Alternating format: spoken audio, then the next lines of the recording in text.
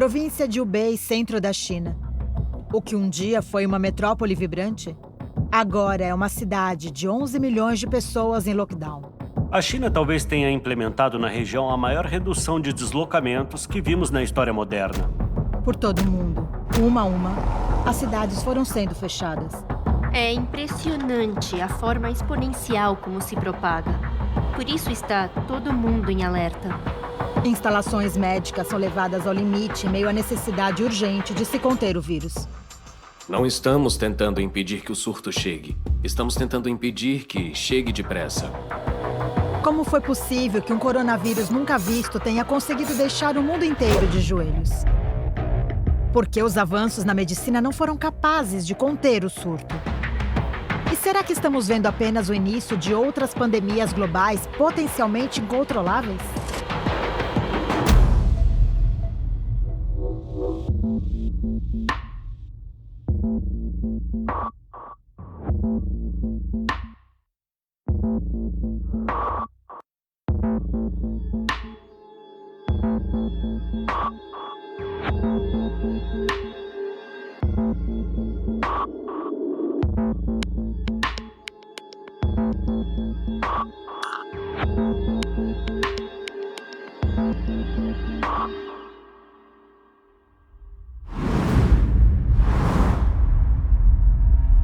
Dezembro de 2019, Wuhan, centro da China.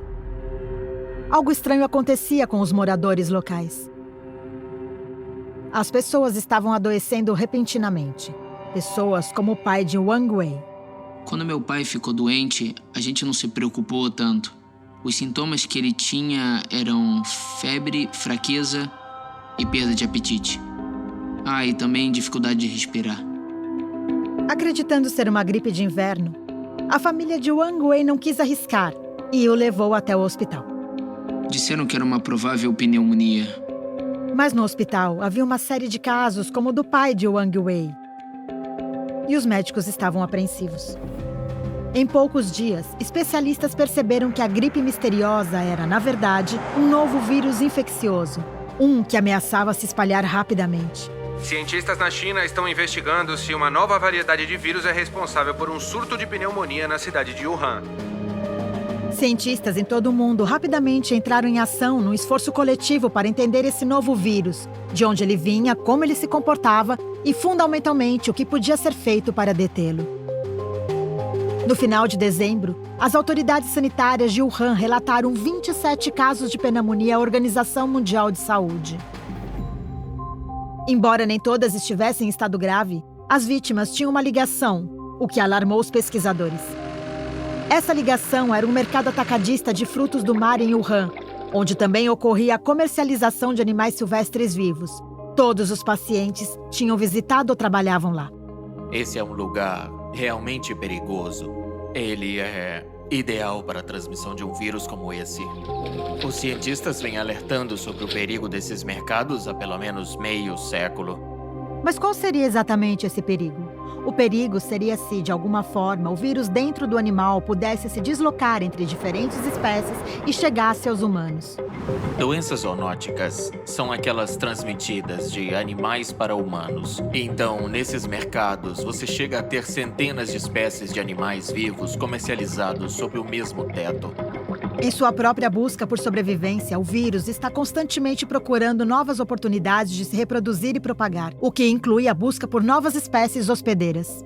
Os vírus são os parasitas intracelulares perfeitos, por assim dizer, porque uma vez que eles ganham acesso à célula hospedeira, conseguem usar o maquinário do hospedeiro para produzir mais cópias de si mesmo. Mas o processo de transferência do vírus de uma espécie para outra não é simples. Geralmente, ele termina em fracasso por causa das diferenças genéticas dos dois hospedeiros. Mas devido à habilidade do vírus de se reproduzir aos bilhões, eles podem sofrer mutações. E rápido. A maioria das mutações não ajuda o vírus a entrar no novo alvo. Mas por puro acaso e pela mera quantidade, uma única mutação poderia permitir que ele fosse transferido a uma nova espécie. Com o tempo, as probabilidades de que o vírus conseguisse dar esse salto aumentariam.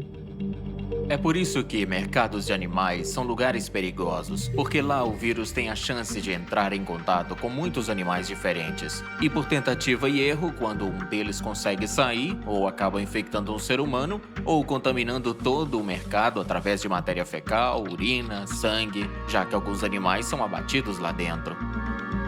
Então você tem sangue no local, pessoas usando mangueiras para tentar limpar o sangue, e assim esse vírus acaba infectando muita gente. Quando um vírus faz a transição de um animal para os seres humanos, as consequências são inúmeras. Das inofensivas até as fatais. Tem aqueles que podem causar sintomas, mas não se propagam demais. Um bom exemplo disso é a transmissão da raiva. Um cão morde um humano, os humanos pegam raiva, mas não passam para outras pessoas. E há as eclosões que ocorrem de tempos em tempos, como o ebola, que às vezes causa surtos bem perigosos e graves, mas ele acaba sendo controlado e desaparece. E depois volta a emergir. E tem alguns vírus que surgem do reino animal, contaminam os humanos e se tornam residentes permanentes. E um bom exemplo disso é o HIV, que acreditamos ter surgido na verdade no final do século XIX, início do século XX, e vindo de um primata não humano para um primata humano. Cientistas na China avançaram rapidamente e identificaram que o patógeno era um coronavírus. Analisando no microscópio de elétron, a gente vê uma espécie de coroa em torno desse vírus, por isso é chamado de coronavírus. A coroa em volta dele, na verdade, é a proteína. Ela ajuda o vírus a entrar nas células humanas. Na verdade, alguns vírus são moradores permanentes da população humana, são endêmicos, causam resfriados comuns. E há outros que surgem de tempos em tempos, da natureza, em geral são coronavírus que sofreram mutações de tal escala que causam mais infecções graves em seres humanos. Um surto anterior de coronavírus ameaçou o mundo em 2003. A SARS, ou Síndrome Respiratória Aguda Grave. Ela matou mais de 700 pessoas em todo o mundo. Mas apesar da experiência adquirida no enfrentamento da pandemia da SARS, os cientistas estavam com dificuldades para combater o surto desse novo coronavírus. A SARS-CoV-2 parece ser mais transmissível do que a SARS e se espalha durante o período de incubação. Ou seja, no período em que uma pessoa está infectada, mas ainda não desenvolveu os sintomas do vírus. E a SARS não se propagava no período de incubação e por isso foi mais fácil de conseguir controlar.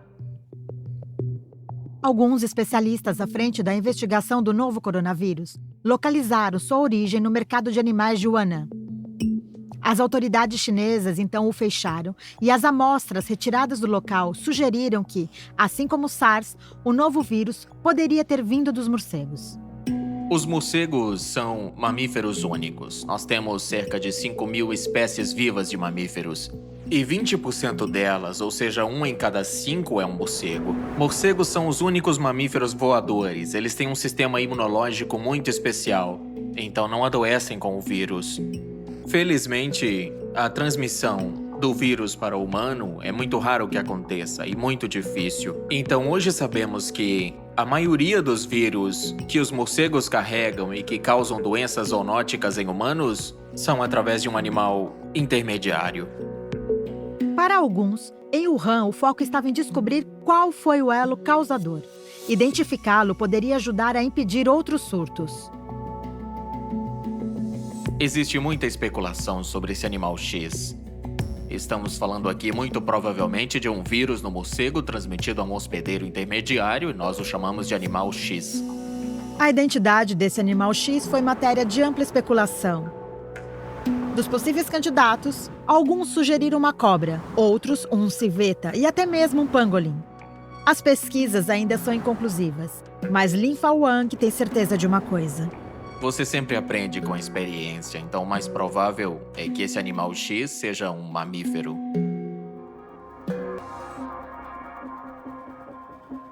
Os cientistas se apressaram para descobrir mais sobre o novo coronavírus. E no dia 11 de fevereiro de 2020, a Organização Mundial de Saúde o nomeou oficialmente como SARS-CoV-2. E a doença que ele causa? Covid-19. Venho a declarar uma emergência de saúde pública global de grande alcance. As tentativas cada vez mais desesperadas dos países em todo o mundo para conter a propagação iam se provando inúteis. E com isso surgiu uma nova preocupação. O vírus estava começando a ganhar massa crítica.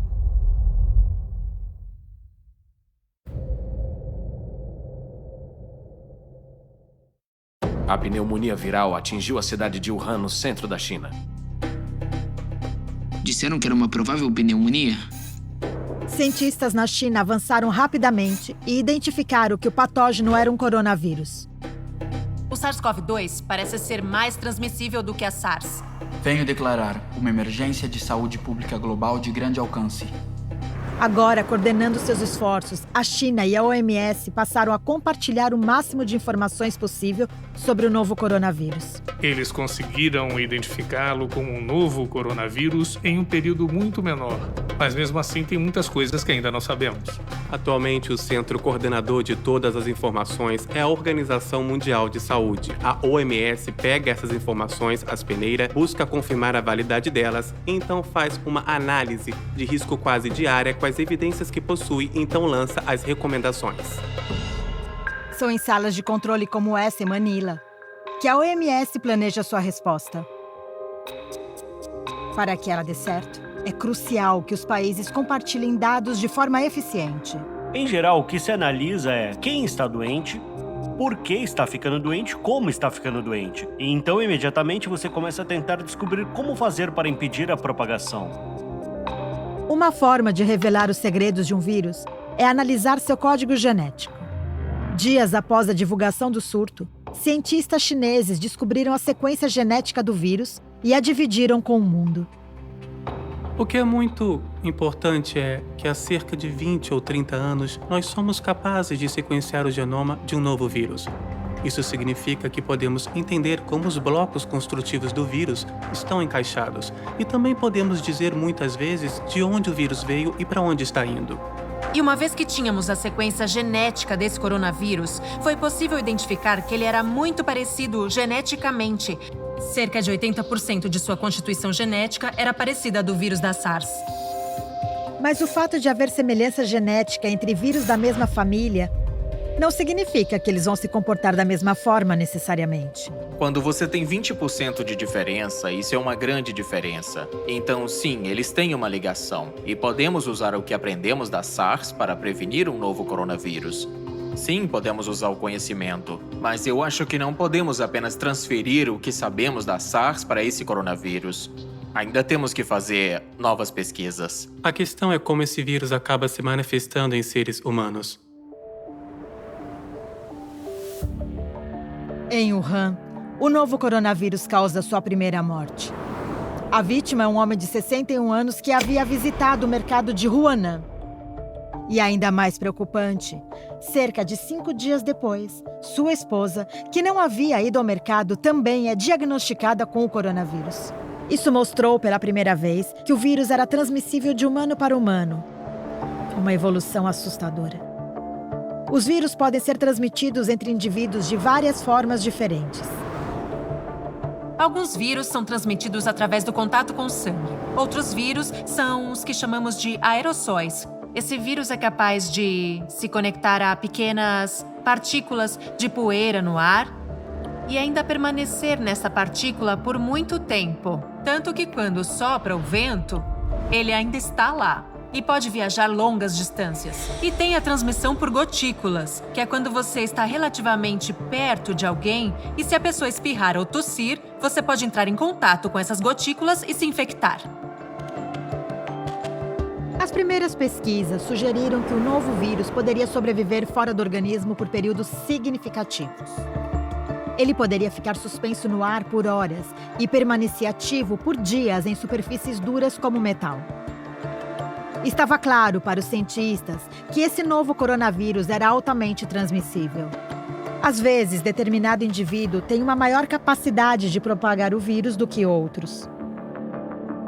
Se certa pessoa for infectada e espirrar, por exemplo, ela pode liberar centenas de milhares de milhões de vírus no ar. Tudo depende do paciente.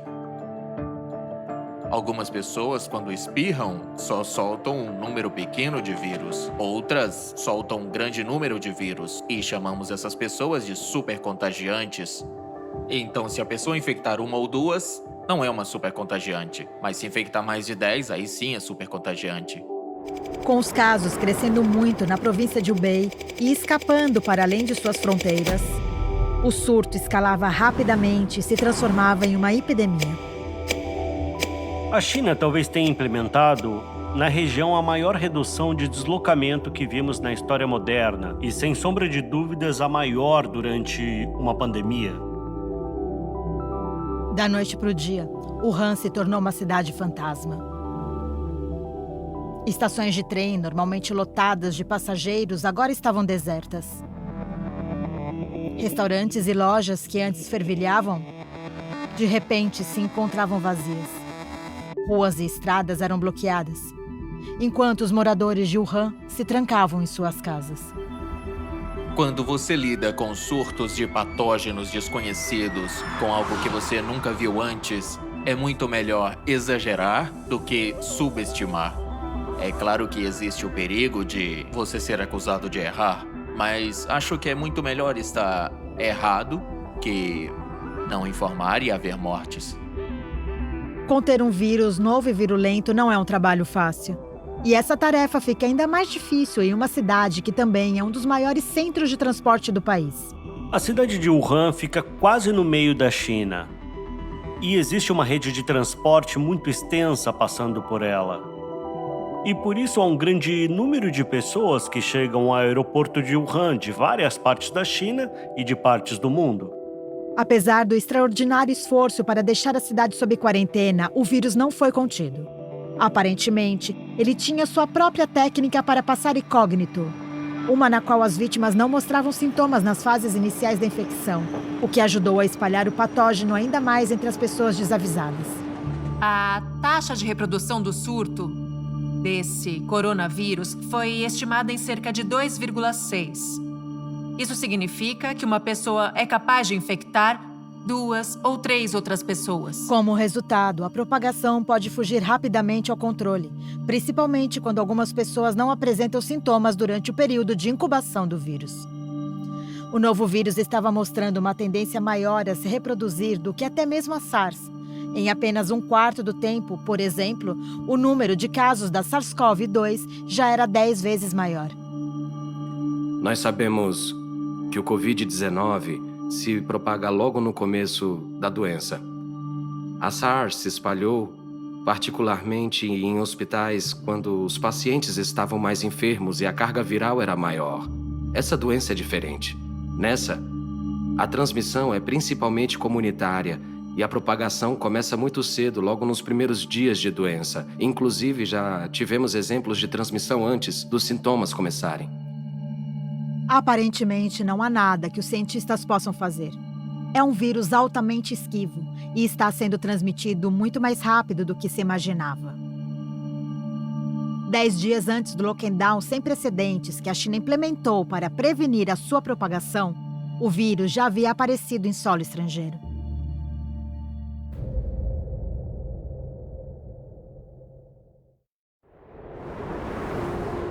Em Wuhan, o novo coronavírus SARS-CoV-2 havia causado a primeira morte. A vítima, um homem de 61 anos, era um dos primeiros pacientes dos casos vinculados ao mercado de animais de Wuhan. A questão é como esse vírus acaba se manifestando em seres humanos. Quando você lida com surtos de patógenos desconhecidos, é muito melhor exagerar do que subestimar. Da noite para o dia, Wuhan se transformou em uma cidade fantasma. No dia 23 de janeiro, havia 570 casos informados, 17 mortes na China e 11 milhões de pessoas em quarentena em Wuhan. Apesar do lockdown, o vírus já havia ultrapassado as fronteiras chinesas. O primeiro caso internacional foi na Tailândia. A Tailândia informou o primeiro caso de coronavírus de Wuhan fora da China. Impelidos a agir, cientistas em todo o mundo trabalharam contra o tempo para desacelerar a propagação, e a OMS estava no centro desse esforço conjunto. A China detectou essas doenças desconhecidas e identificou o coronavírus em um curto período. e dividiu a sequência genética com outros países. Então recebíamos diariamente essas informações, analisávamos as informações e depois as compartilhávamos com os países membros. Além do compartilhamento de dados, um passo vital para controlar a propagação de um vírus é rastrear cada pessoa com quem o paciente infectado teve contato. Rastreamento de contato é identificar todas as pessoas que tiveram contato com outra pessoa que foi infectada antes ou depois dos sintomas começarem a aparecer. E essas pessoas, elas são isoladas ou se solicita que façam auto-isolamento, ou elas às vezes são colocadas em quarentena e monitoradas por um período de até 3 semanas para ver se desenvolve os sintomas. Na China, o trabalho de rastreamento de contato foi um empreendimento em grande escala. Só em Wuhan, mais de 1.800 epidemiologistas rastrearam dezenas de milhares de contatos por dia. Mas o esforço rapidamente provou seu valor. Entre 1% e 5% dos contatos acabaram dando positivo para o Covid-19. Mas havia um grupo de possíveis casos que confundia os cientistas.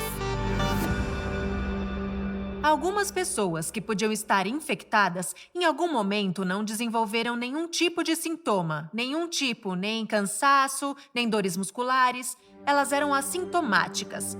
E isso pode ser bastante preocupante, porque ficamos sem saber qual a extensão da real infecção da população.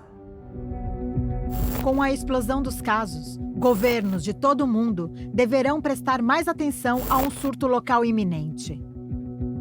As linhas aéreas começaram a suspender voos enquanto o medo pela epidemia de coronavírus dispara. A Agência Nacional de Aviação pediu que aeroportos e linhas aéreas começassem a monitorar passageiros desembarcando do Japão e da Coreia do Sul. A contenção agora era uma estratégia crucial contra o Covid-19. Para minimizar os riscos de importar pessoas infectadas, os países começaram a restringir voos das regiões afetadas. Os países estão fazendo várias coisas para se protegerem. Uma delas é simplesmente monitorar o que está vendo na China, para tentar entender o que está dando certo e o que não está dando. Um segundo ponto é que alguns países já adotaram medidas para reduzir a quantidade de viagens entre eles e a China. E as pessoas que chegam da China estão sendo colocadas em quarentena. Eu voltei da China 4 dias atrás. Eu era parte da missão conjunta da OMS na China, então, assim como ocorre em Singapura e, na verdade, em vários países do mundo, a ordem é para que haja quarentena de 14 dias para as pessoas que estão retornando das áreas de alta transmissão. Eu tô em casa, tô trabalhando normalmente, mas eu tô fazendo isso da minha casa, do meu home office. Mesmo com a suspensão cada vez mais disseminada das viagens em todo o mundo, os cientistas não podiam se dedicar a deter o vírus. Eles tinham um objetivo diferente, mais pragmático. Não estamos tentando impedir que o surto chegue. Estamos tentando evitar que chegue depressa.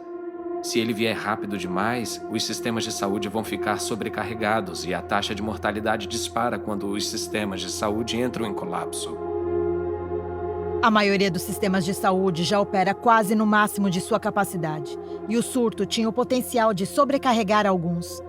A recomendação dos cientistas era para tentar ganhar tempo. Os hospitais têm um trabalho muito difícil.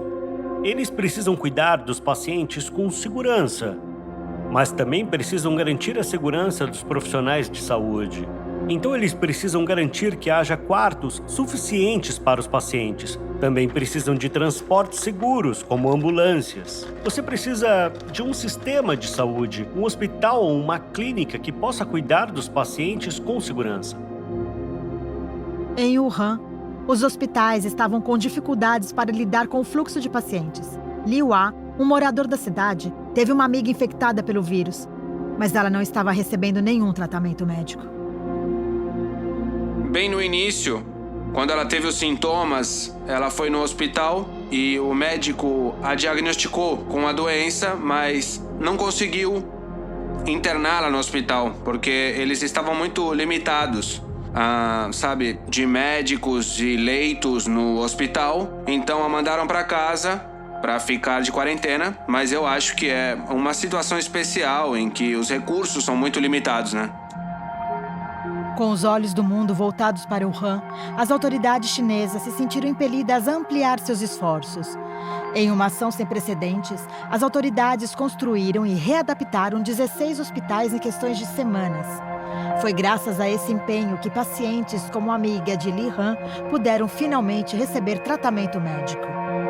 Demorou uma semana desde que ela foi internada no hospital, mas ela me disse que está melhorando.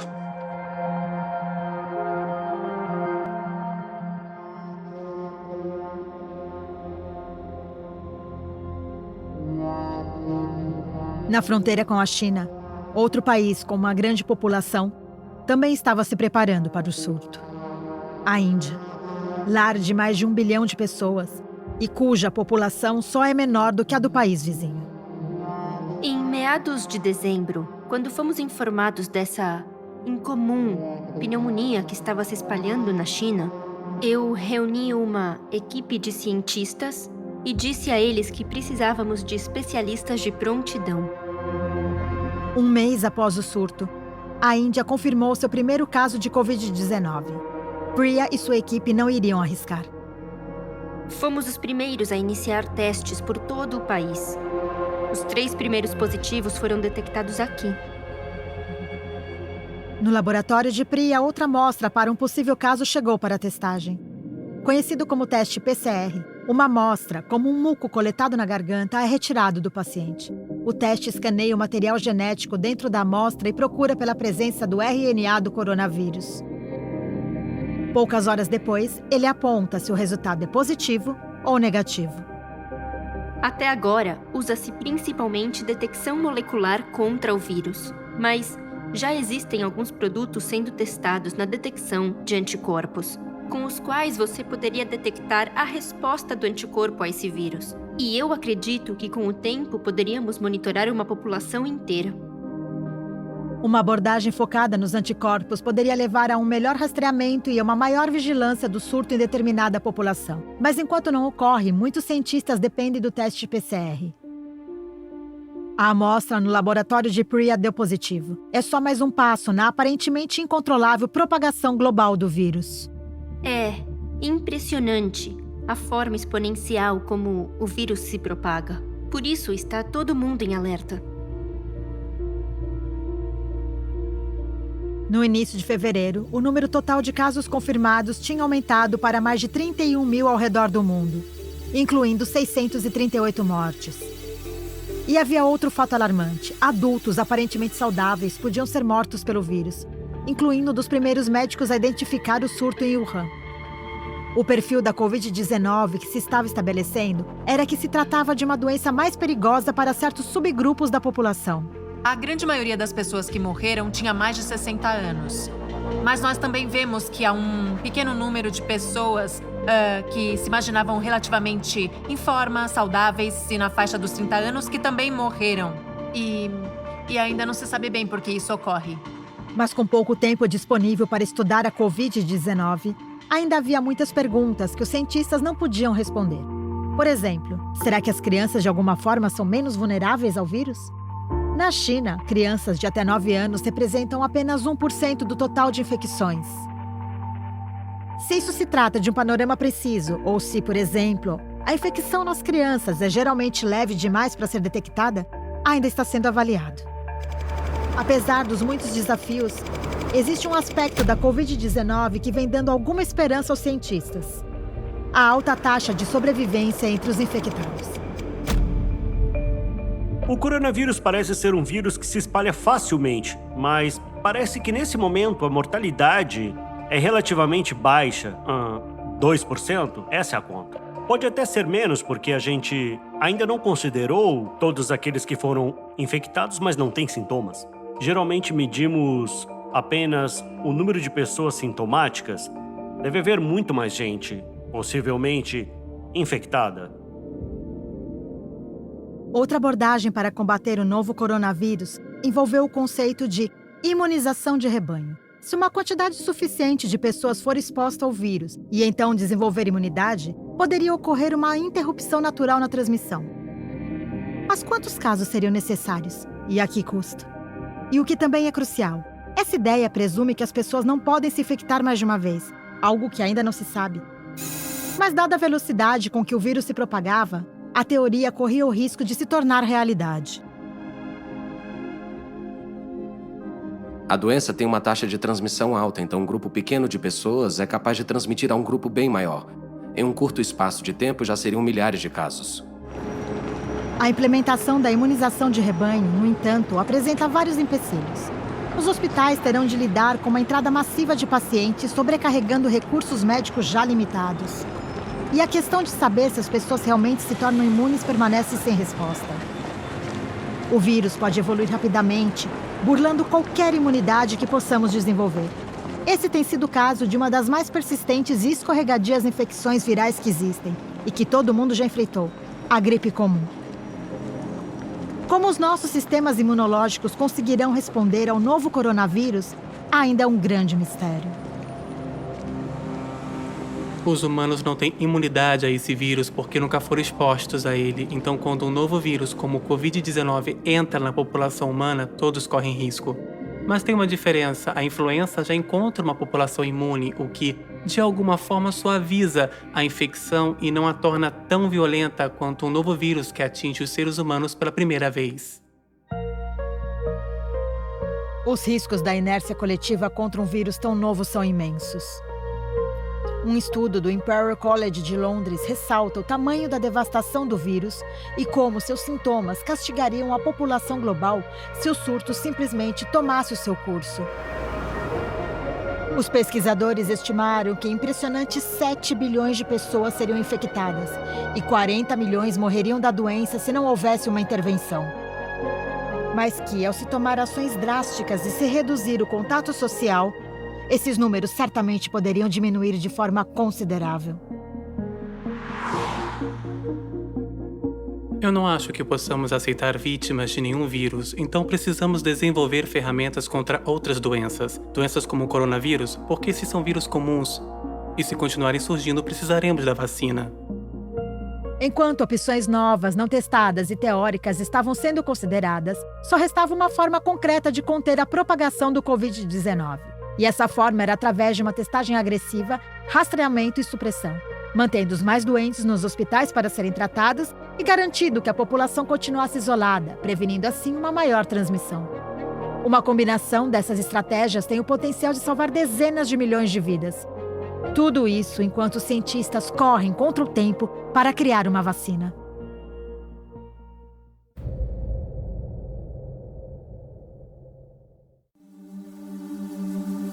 O número total de casos chegou a mais de 31 mil em todo o mundo. É impressionante a forma exponencial como se propaga. Por isso o mundo todo está em alerta agora. Se ele vier rápido demais, os sistemas de saúde vão ficar sobrecarregados e a saúde entrará em colapso se a taxa de mortalidade aumentar.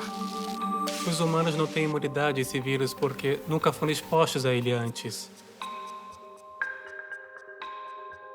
Enquanto cada vez mais países implementavam uma quarentena estrita e um rígido controle comunitário para diminuir a propagação do novo vírus, os cientistas estavam em uma corrida contra o tempo para criar a vacina. Uma vacina é algo que em geral se injeta e ela previne as infecções. Então, com a vacina, você se protege da infecção de um vírus em particular. A forma como a vacina funciona é: você recebe uma fração ou uma versão desativada do vírus.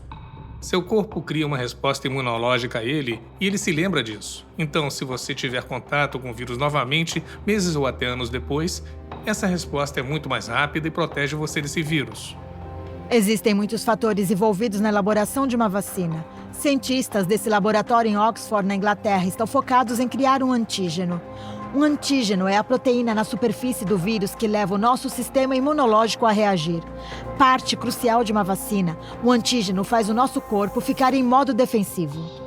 Assim que a sequência do vírus ficou disponível, nós a usamos para sintetizar algumas das proteínas da superfície do vírus.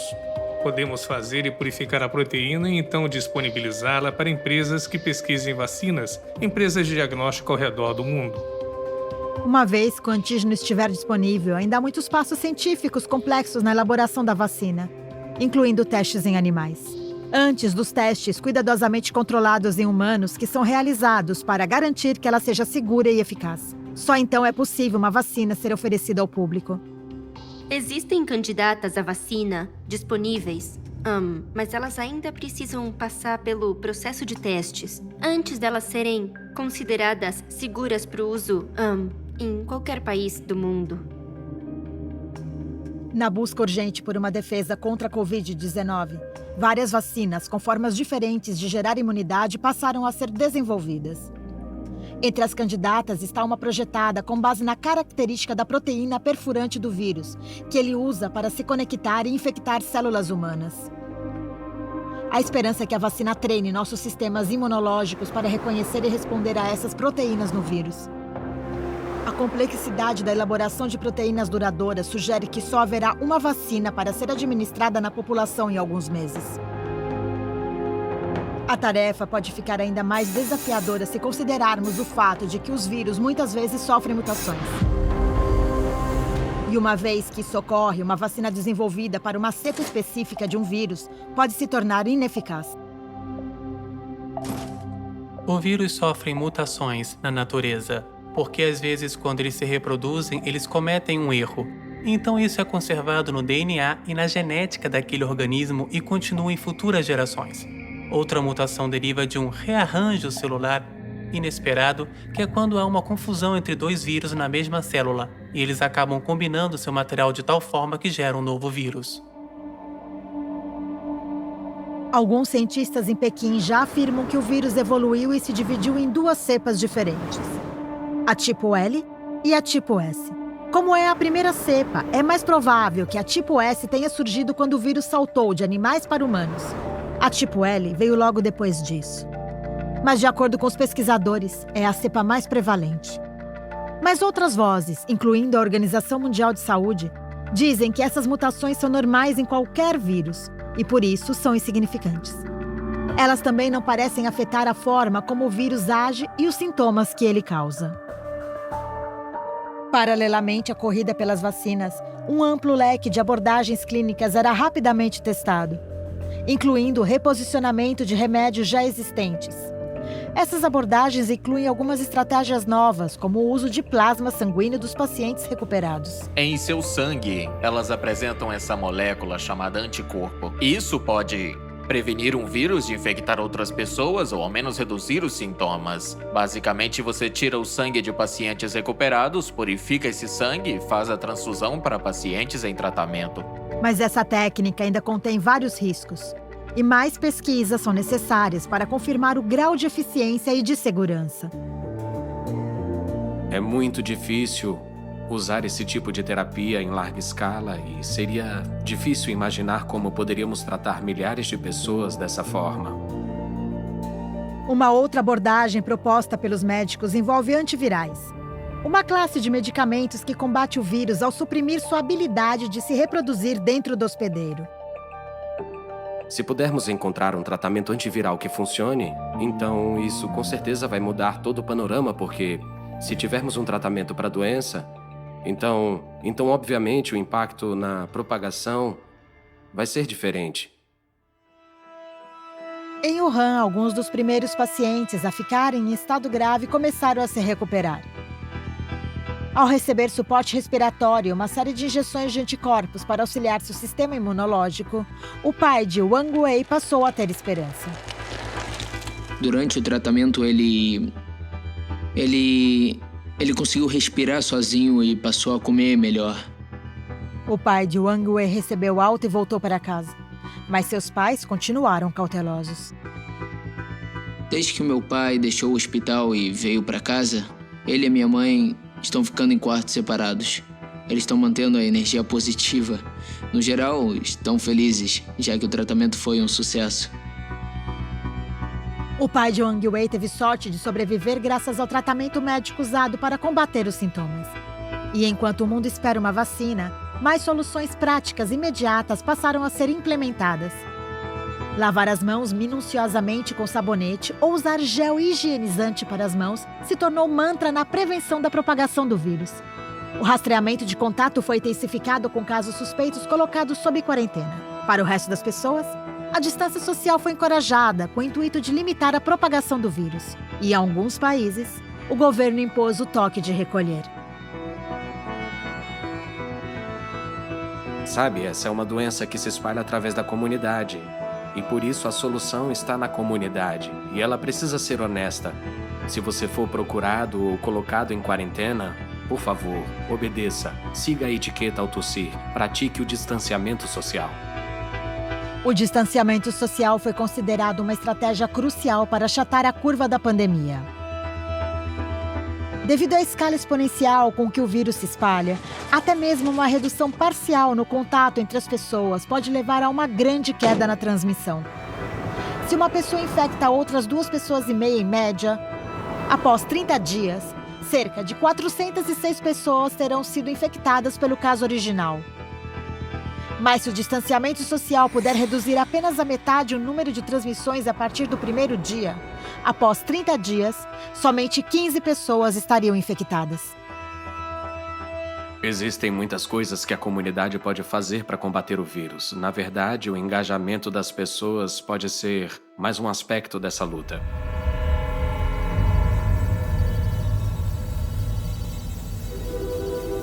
No início de março, o mundo chegou a um ponto crítico. O número de casos fora da China estava crescendo mais rápido que na própria China. E tinha todas as características de uma pandemia. Seu desenvolvimento poderia ser afetado pela sazonalidade. No passado, mudanças no clima ajudaram a reduzir as doenças. Eu não acho que foi o Ano Novo Chinês que tenha causado o movimento de massa que disparou o surto. Acho que foi o inverno. O frio da estação e a aglomeração nos mercados de animais. Os vírus sobrevivem mais longamente em ambientes com temperaturas menores. Essa é uma das teorias que sugere que o frio do inverno poderia favorecer a propagação do vírus e que ele poderia retornar no inverno do hemisfério norte. Mas isso ainda não é um consenso científico e alguns duvidam de que o vírus seja afetado pelo clima. Será que ele volta no próximo inverno no hemisfério norte? Dizer isso é sugerir que ele está indo embora e eu diria que isso é muito improvável. Eu acho que podemos continuar antecipando futuros epicentros. A completa erradicação de um vírus é uma tarefa difícil. Mesmo que esse coronavírus consiga ser erradicado em humanos, se continuar vivo em sua forma natural dentro de animais hospedeiros, poderia reinfectar a humanidade. E poderia, inclusive, se estabelecer como um vírus respiratório comum. Acredita-se que a emergência dessa SARS seja um evento único. E acredita-se também que ela seja um acontecimento natural. Mas ainda não está claro qual vai ser o desfecho, sabe? Existe o perigo de novas infecções. O problema não é o conhecido, mas o desconhecido. Nunca sabemos qual o potencial de um vírus quando ele surge. O surto da SARS em 2003 pegou o mundo de surpresa. O vírus circulou por 9 meses até ser erradicado em todo o planeta. Especialistas preveem que a SARS-CoV-19 e a doença que ela cria podem durar muito mais tempo. Mas parece que os países que foram diretamente afetados pelo surto da SARS responderam de forma mais eficaz, implementando estratégias cruciais de contenção com rapidez. Aprendemos que a comunicação é vital, que compartilhar informações é vital. As estratégias convencionais de resposta à epidemia funcionam, e elas têm que ser feitas com velocidade, rigor e minúcia, e precisam ser implementadas com o engajamento total da comunidade. Se não mudarmos a forma como vivemos, como plantamos, como comemos, então, sem dúvidas, virá outro surto. No final de março, houve um leve raio de esperança para aqueles que retornaram ao Marco Zero em Wuhan. O que se vê são os casos caindo drasticamente. O povo da China tratou isso como uma guerra contra um inimigo invisível, sabe? Sem dúvida, sentimos que estamos muito perto de derrotá-lo. Com uma queda acentuada nos novos casos domésticos da Covid-19, a China começou a levar vantagem sobre o vírus. À medida que foi emergindo do outro lado do campo de batalha, o país, assustado, abalado, mas otimista, passou a oferecer sua merecida e suada expertise ao resto do mundo, cuja luta contra o vírus está no auge. Enquanto outros países sofrem com um número de casos cada vez maior, a China e até mesmo Wuhan começam a reduzi-los, ou pelo menos contê-los. Em determinados lugares, os moradores foram autorizados a sair da quarentena pela primeira vez em semanas, e os negócios estão reabrindo. É muito libertador, sabe? Depois de quase 2 meses de quarentena, você simplesmente caminhar pelas ruas da vizinhança. As pessoas ainda estão usando máscaras ao sair e vão continuar mantendo o distanciamento social. Porque agora todos em Wuhan sentem a responsabilidade de não deixar isso voltar a acontecer. A cidade reabriu gradualmente, mesmo com o resto do mundo agora se fechando. Por enquanto, as ações drásticas tomadas pela China parecem ter contido a ameaça. O mundo deveria impor medidas restritivas para que as piores previsões não se concretizem. A corrida por uma vacina contra a Covid-19 ainda vai demorar algum tempo. E não há garantias de que funcione. É por isso que os especialistas dizem que a melhor proteção contra a pandemia talvez não esteja nos laboratórios científicos. É um erro achar que a medicina pode impedir a propagação. O que pode impedir a propagação é a ciência do comportamento. É as pessoas entenderem o que causa a infecção e como elas podem se proteger. É o melhor caminho a seguir, é a melhor forma de conter uma epidemia.